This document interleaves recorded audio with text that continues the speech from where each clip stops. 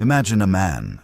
He walks into a room, calm, unbothered, and somehow the air changes. He doesn't dominate through noise. He doesn't demand attention.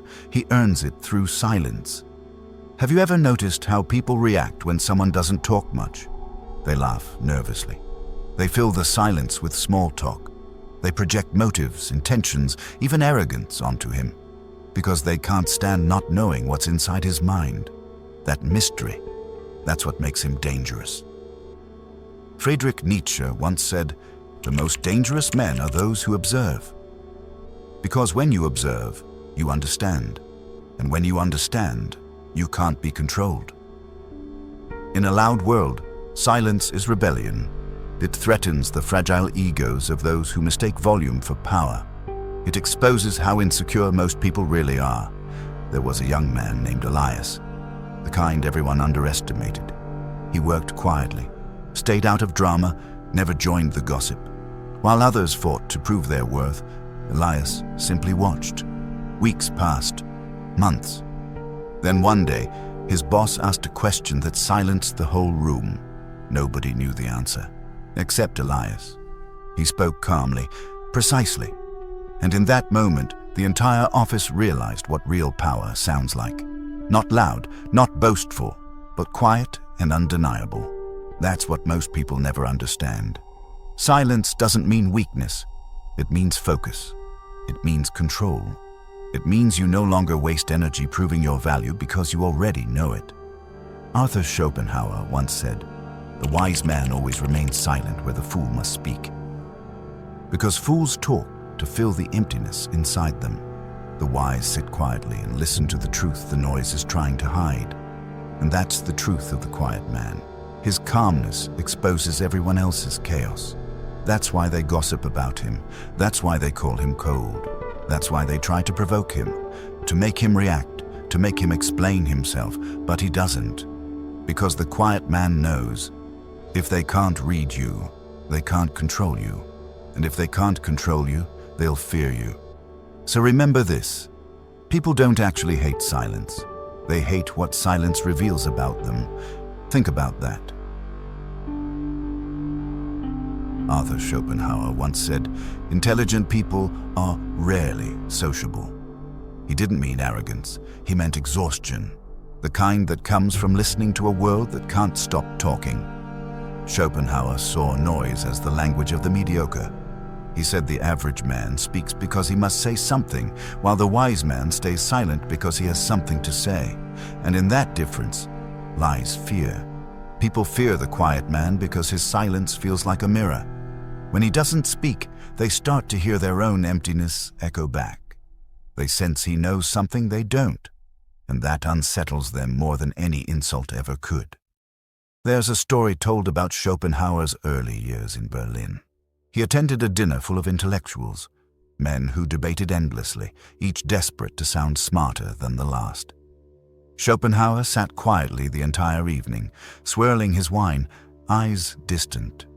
Finally, one of the men snapped, "Tell us then, Herr Schopenhauer, what you think."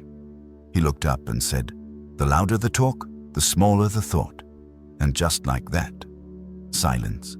No one dared speak again. He wasn't trying to humiliate them. He was showing them how fragile their certainty was, how easily it crumbled under the weight of stillness. That's the paradox of the quiet man. He doesn't argue. He doesn't compete. He doesn't even try to win. Yet somehow, he always does. Because in a world obsessed with being seen, the one who stays unseen becomes unforgettable. Think of it in your own life. How people mistake your calm for distance. How they get nervous when you don't reply right away. How they rush to fill every silence you leave open. They fear what they can't interpret. And silence cannot be interpreted. Schopenhauer said most people cannot bear silence because it reveals their own lack of thought. That's why they live through noise, gossip, opinions, arguments, anything to distract them from themselves. But the quiet man is different. He doesn't fear being alone with his thoughts. He doesn't drown them. He listens to them, and that kind of man becomes powerful in a way that words could never make him. He learns to see through people's masks, to hear what isn't being said, to sense weakness in confidence and chaos in laughter. He becomes untouchable because he doesn't need to perform. So when you see a quiet man sitting in a corner, don't mistake his silence for submission. He's not retreating, he's studying. He's gathering more in an hour of silence than most people learn in a lifetime of noise. That's what Schopenhauer understood. The world fears silence because silence cannot be faked. It reveals truth. And truth, for most people, is unbearable. So they'll call you strange. They'll say you're antisocial, but one day they'll understand. The man they ignored was the only one who was truly listening. And that's what makes the quiet man so dangerous.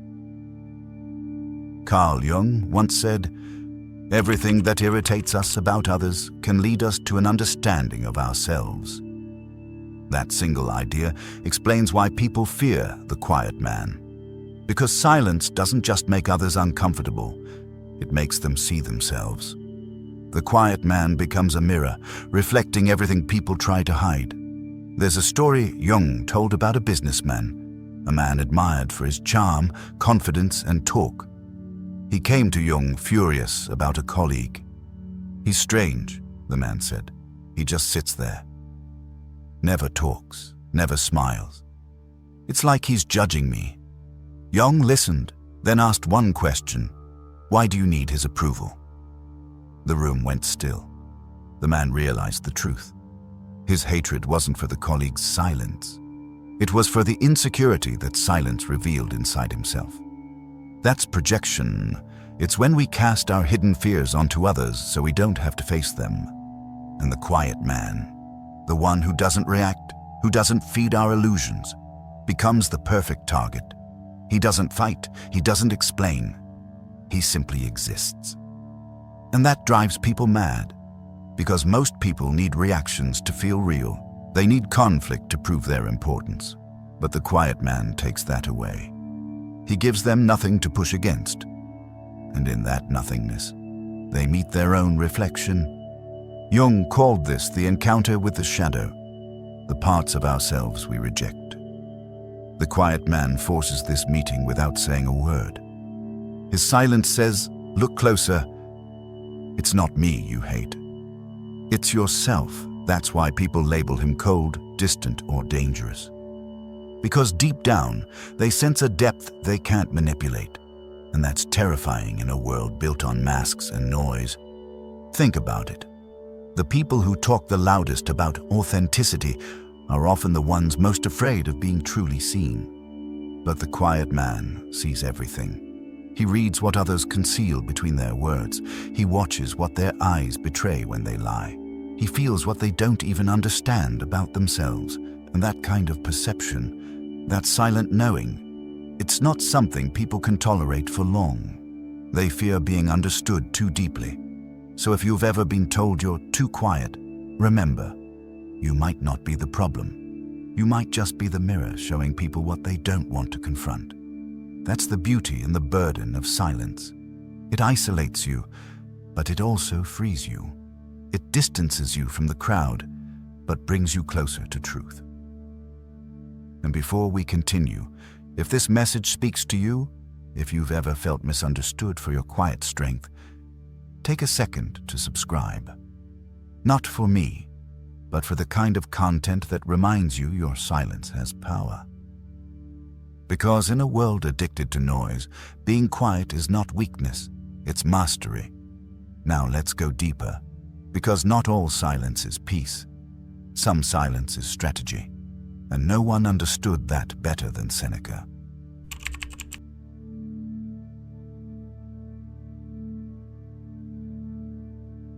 The Roman philosopher Seneca lived in a world where one wrong word could end your life. He served as an advisor to Emperor Nero, a man known for paranoia, rage, and bloodlust. In that world, silence wasn't just golden, it was survival. Every day, Nero demanded Seneca's opinion on politics, on war, on the loyalty of others. And every day, Seneca answered in short, measured sentences. Never too bold, never too emotional. He knew that every word could be twisted into guilt. So he mastered the art of restraint. One night, during a lavish banquet, Nero mocked a senator's trembling voice. The room erupted in laughter, but Seneca didn't laugh. He sat quietly, his eyes calm, his face unreadable. And for a moment, the emperor's gaze turned to him. Everyone froze. But Seneca didn't flinch. He understood something timeless. When a man cannot be provoked, he cannot be controlled. That kind of silence unnerves tyrants. It unsettles manipulators. Because it says, you have no power over my reactions. And that's the kind of silence the Stoics taught. Not cowardice, not weakness, but sovereignty. Seneca wrote, "A wise man is never in a hurry to speak, for he knows how hard it is to undo words once spoken." We've forgotten that wisdom today. We rush to comment, to argue, to prove we're right, forgetting that real strength doesn't need to shout. The quiet man still carries that stoic fire. He observes before he moves. He speaks only when the words will cut through the noise, not add to it. Think about how rare that is now. In meetings, in relationships, even online, the loudest voice often wins attention, not respect. But respect belongs to the man who can hold his tongue. Because silence, in the right hands, becomes tension, and tension commands attention. That's why the quiet man holds a strange power in the modern world. He's the calm in the storm, the still point in chaos. He can sit in a room full of noise, judgment, and ego, and remain unshaken. That's the kind of silence Seneca died with. When Nero finally turned against him, Seneca didn't plead, didn't argue, didn't curse his fate. He simply accepted it, opened his veins, and met death with the same peace that had guided his life. No speeches, no fear, just silence. His final victory. And that's the lesson. The quiet man isn't weak. He simply knows which battles are worth his words, and which aren't. He doesn't chase validation because he's already conquered himself. In a world where everyone's voice competes to be heard, the man who stays silent stands tallest, because when he finally decides to speak, everybody listens. Now let's see the ancient truth from the East. Because before the West learned the wisdom of silence, there was one philosopher who lived it fully, Lao Tzu. Long before Nietzsche or Seneca, there was a man who spoke fewer words than both of them combined, Lao Tzu, the ancient Chinese sage who wrote the Tao Te Ching. He believed silence wasn't just power, it was truth. He wrote, "He who knows does not speak.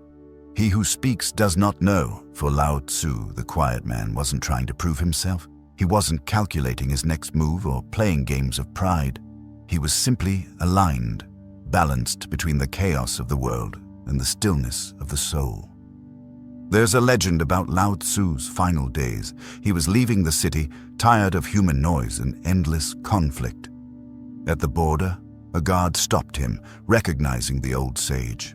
He begged him, "Before you go, share your wisdom so it's not lost to time." Lao Tzu nodded, dismounted his ox, and wrote 81 short verses.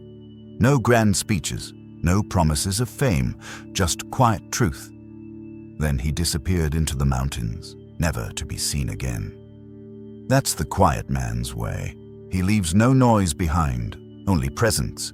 He influences not through words, but through the calm that lingers after he's gone. Most people fear that kind of man, not because he's cruel or mysterious, but because his peace exposes their chaos. He doesn't compete. He doesn't chase. He simply exists in a world that no longer knows how, and that's what frightens people most. A man who cannot be seduced by noise, by approval, by attention, because he's already found what they're all still searching for, peace. The quiet man doesn't need to be seen. He doesn't need to be understood. He doesn't need to shout to prove his worth. He simply is. And in that being, he becomes something almost otherworldly, a force that cannot be shaken. In a crowd, he stands apart without trying. In conflict, he stays calm without effort. In life, he moves lightly, because his soul isn't chained to noise. That's the man people whisper about, the one they can't quite explain. They call him cold, but secretly they wish they could be like him. Because deep down, they know. It takes extraordinary strength to stay silent in a world addicted to attention. So when they misunderstand you, when they call your calmness strange, remember this: they fear you not because you are quiet, but because your quiet exposes their noise. And when you choose to remain still while others scream, when you choose understanding over reaction, you're walking the same path Lao Tzu walked, the path of the man who found peace in a world that lost it. Because silence is not emptiness, it's awareness, it's wisdom, it's mastery of self.